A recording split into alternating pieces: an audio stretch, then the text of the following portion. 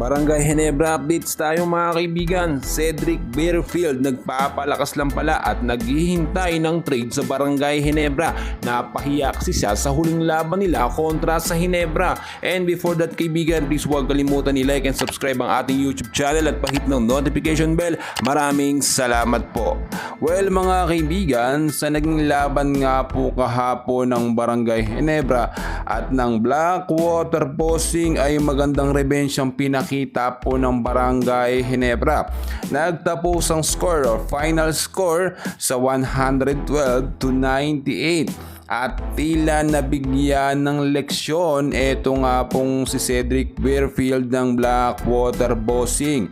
Masyado po kasi itong mayabang. Alam ng rookie lamang siya tapos layabangan niya ang mga veteranong player nga po ng Barangay Ginebra. Pagpasok pa lamang nitong si Cedric Bearfield dito nga po sa Blackwater Bossing ay iba na ang astahan nito, no? At mainit agad ang mata ng mga Ginebra sa kanyang ikinikilos. Kaya naman sa nangyaring revenge ay nakita natin mga kaibigan kung papaano lamang tinambakan pinahiya po ng Barangay Ginebra etong mayabang na player nga po ng Blackwater Bossing. Ay naman sa ating nakuhang update ay talagang makapal ang mukha nitong si Cedric mga kaibigan. Pinaplano nito or gusto nitong makapaglaro sa Barangay Ginebra sa pamamagitan nga po ng trade system na tinatawag.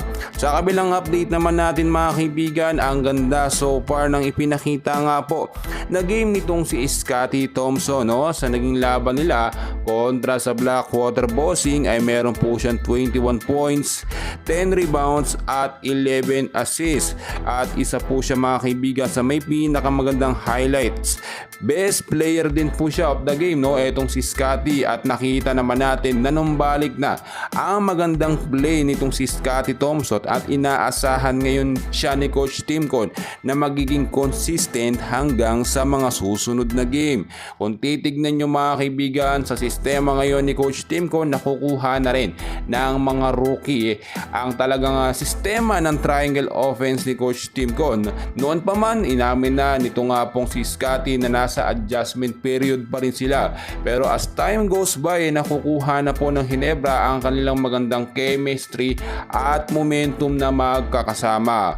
Well mga kabarangay ko, kayo ba ipapayag kung sakaling matrade etong si Cedric Bearfield sa Barangay Ginebra na bago pa lamang ay may pagkamayabang at maangas na?